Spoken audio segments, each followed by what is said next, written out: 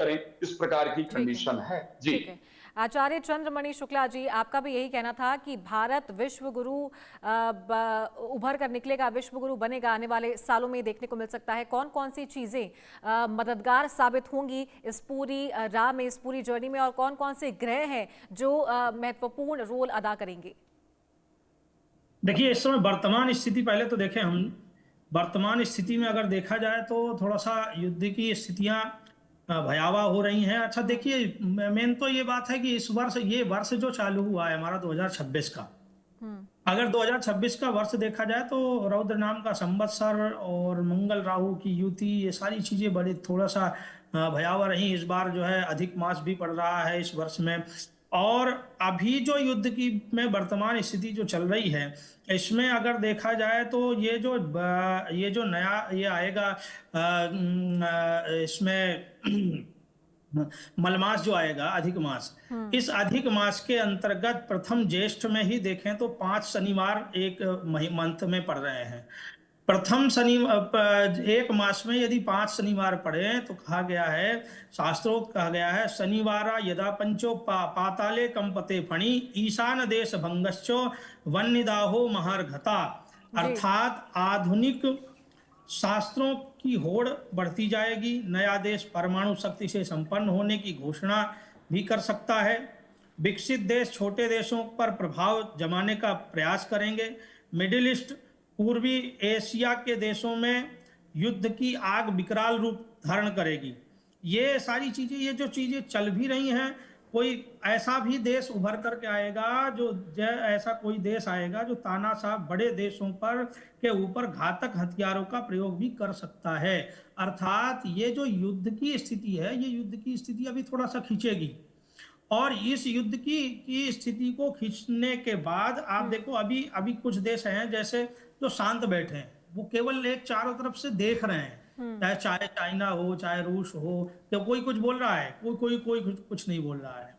वो अपने अपनी स्थिति को अभी जमाए बैठे हैं। हर कोई एक इंतजार में है कि किस समय कौन सा सही समय होगा जिस समय हम यहाँ प्रवेश करें। अब इसमें जहां आपका जो प्रश्न था, तो उसमें भारत की जो जैसे कुंडली, अभी आचार्य जी ने भी उसका बताया, उसी हिसाब से भारत की कुंडली का देखा जाए तो भारत की कुंडली में मंगल की दशा, अंतर दशा, इस प्रकार जो चल रही हैं, वो स्थिति थोड़ा सा जो है अभी भारत के लिए देखा जाए तो थोड़ा सा अभी स्थिति चुनौतीपूर्ण रहेगी। लेकिन जो आगामी समय रहेगा, मंगल की महादशा और कुछ चुनौतीपूर्ण गोचरों के कारण यह समय राजनीतिक और आर्थिक रूप से परीक्षा की घड़ी हो सकता है। लेकिन भविष्य की बात कहें तो जो इस गणना के अनुसार इस चुनौती के बाद भी भारत का भविष्य उज्जवल है और यह एक महाशक्ति के रूप में उभरने की हमारी जो क्षमता है वो बढ़ रही है और वो होगा भी। जी ठीक है। राज मिश्रा जी, बात करते हैं अब ईरान जंग से जुड़ी चीज़ों की, तमाम बातों की। अमेरिका अपनी जो सुपीरियॉरिटी है वो खोता हुआ नजर आ रहा है। सबसे पहले अपने बयानबाजियों के द्वारा जो उल जुलूल बातें और हर दिन जो अपने बयान बदलते हैं, साथ ही जो अंतर कला है वो भी अब देखने को मिल रही है। साथ ही उनके देश की अगर बात करें तो तमाम जो जनता है वो भी उनके अगेंस्ट, विपरीत, उनके विरोध में जाती हुई नजर आ रही है। अमेरिका कैसे कमजोर पड़ सकता है, या फिर अगर बात करें ट्रंप की, तो आने वाले जो इलेक्शन है, क्या तब सरकार बदलती है, क्या तब कोई बड़ा बदलाव, बड़ा चेंज देखने को मिल सकता है जियोपॉलिटिकल बेस पे? जी जी, अगर मैं डोनाल्ड ट्रंप की कुंडली को लेकर के बात करूं या परिस्थिति की बात करूं कि क्या ऐसा कुछ होने वाला है, मैंने कल भी इस पर जिक्र किया था कि डोनाल्ड ट्रंप का जो जन्म हुआ है वो सिंह लग्न के अंतर्गत हुआ है। डोनाल्ड ट्रंप की जो जन्म राशि है कुंडली के अंतर्गत देखा जाए वो वृश्चिक राशि है, सिंह लग्न के अंतर्गत, क्योंकि उनका जन्म हुआ है और उसके साथ जो उनकी राशि है वो कुंडली के अंतर्गत वृश्चिक राशि है। प्रेजेंट टाइम में डोनाल्ड ट्रंप क्योंकि गुरु की दशा से गुजर रहे हैं और जो अंतर दशा चल रही है वो अभी शुक्र की चल रही है। शुक्र क्योंकि 10th हाउस के स्वामी हैं और शुक्र बैठे 12th हाउस में हैं और 12th हाउस में भी शनि के साथ जाकर के बैठे हैं, इसकी पॉसिबिलिटी बहुत ज्यादा है कि जो उन्हीं के लोग हैं वो डोनाल्ड ट्रंप के अगेंस्ट हो जाएं, इस प्रकार की कंडीशन रहने वाली है। जब बृहस्पति, जिसकी की अंतरदशा चल रही है, जो महादशा चल रही है, जब बृहस्पति 12th हाउस के अंतर्गत प्रवेश करेंगे जून के महीने में, 1 जून को, और उसके साथ जब वहीं पर शुक्र जो कि ऑलरेडी बैठे हैं, जो अंतर्दशा के स्वामी हैं, जो कि 10th हाउस में इनके राज्य सत्ता के हाउस के स्वामी हैं, इन दोनों का जब 12th हाउस के अंतर्गत दशानाथ का प्रवेश होगा तो जून से लेकर के जो अक्टूबर का समय होगा वो डोनाल्ड ट्रंप की खुद की सत्ता के लिए बहुत डेंजरस टाइम होगा। इस बात को ध्यान रखिएगा। इस बात की पूरी संभावना है कि उनको उनके पद से हटाने के लिए कोई बहाना बना करके, कोई नियम बना करके, कुछ करके, उनके स्वास्थ्य का हवाला दे करके, कुछ भी करके उनको पद से हटा करके किसी और को उस पद पर लेकर के आने का प्रयास किया जाए।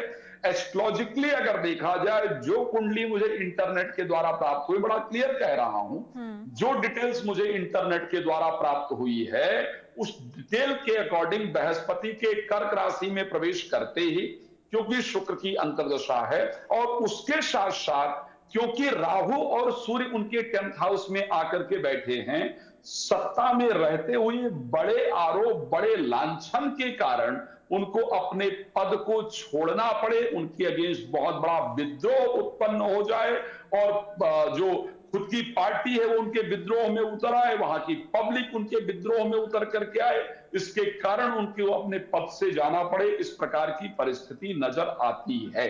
अभी तक जो अंतर्कलह है वो हम सब लोग देख रहे हैं। अभी मैं यूएस की पब्लिक उनके अगेंस्ट है ऐसा नहीं कहूंगा, इसको ध्यान रखिएगा। अभी अगर देखा जाए तो डोनाल्ड ट्रंप के पक्ष में वहां की जनरली जो पब्लिक है 60 से 70% पब्लिक जो अमेरिकन बॉर्न है वो डोनाल्ड ट्रंप के पक्ष में पूरी तरीके से नजर आ रही है। मैं एस्ट्रोलॉजिकली कह सकता हूं, ठीक है। लेकिन और अगर कोई यूएस में बैठे हुए लोग देख रहे हैं तो मेरी बात को कंफर्म करेंगे, मैं गारंटी दे सकता हूं। लेकिन जैसे ही बृहस्पति चेंज होंगे, 12th हाउस के अंतर्गत जाएंगे, कोई भी कंडीशन बन जाए, 12th हाउस हॉस्पिटल का हाउस है, अपने हेल्थ प्रॉब्लम के कारण या हॉस्पिटलाइज हो जाए या कोई इस प्रकार की प्रॉब्लम हो जाए जिसके कारण उनको अपना पद इत्यादि छोड़ना पड़े, ये कंडीशन डोनाल्ड ट्रंप के लिए है। मैं बार बार कह रहा हूं, एक तो ये युद्ध बिना किसी निर्णय के खत्म होगा। डोनाल्ड ट्रंप ईरान को खत्म कर पाए या पूरी तरीके से अपना प्रभाव जमा पाए, उसकी पॉसिबिलिटी नहीं है। विदाउट किसी परिणाम के युद्ध खत्म होता हुआ नजर आ रहा है, ये कंडीशन है जी। ठीक है चंद्रमणि जी, ये युद्ध अगर खत्म होता है या किसी भी तरीके से विराम इस पर लगता है आने वाले समय में, और सभी चाहेंगे कि जल्दी से जल्दी ये खत्म हो, लेकिन जैसे ही खत्म होगा ईरान किस स्थिति में नजर आएगा इस युद्ध के बाद? देखिए, अगर अभी देखा जाए तो मैंने अभी ये कुछ दिनों का विवरण दिया कि इसमें ज्येष्ठ मास में 5 शनिवार का आ रहा है। वहीं अगर आगे देखा जाए तो 2 जून से बृहस्पति भी चेंज हो रहे हैं और इस जून के महीने में, इस मास में 5 सोमवार पड़ रहे हैं। तो शास्त्रोक्त एक और है कि हर किसी भी महीने में जो 5 बार पढ़ते हैं ना, तो उनका भी अलग अलग वो जो है अलग अलग उसका फल होता है। अब इस मास में देखा जाए, सोमस्य पंचवारस्यो यत्र मासे भवन्ति हि, अर्थात धन धान्यम समृद्धि स्यात् सुखम भवति सर्वदा। तो अगर इस 2 जून के बाद देखा जाए तो 5 सोमवार वाला महीना आ रहा है और इसमें जो है युद्ध विराम की स्थिति हो सकती है। ठीक है। इसके अनुसार देखा जाए तो अगर ईरान की स्थिति तो सबके सामने इसमें कहने की जरूरत नहीं है, परंतु फिर भी ईरान की स्थिति थोड़ा सा गंभीर है और ईरान को उभरने में भी समय लगेगा। आपको चंद्रमणि जी और आचार्य राज मिश्रा जी, आप दोनों का बहुत बहुत शुक्रिया हमारे साथ जुड़ने के लिए और ये भविष्यवाणी आने वाले दिनों में क्या कुछ होगा ये बताने के लिए कि कौन अगला सुप्रीम पावर बनकर उभरेगा, ये आने वाले सालों में पता चलेगा। इसी के साथ यहाँ रुकेंगे छोटे से ब्रेक के लिए, जल्द हाजिर होते हैं। Presented by पेट सफा आयुर्वेदिक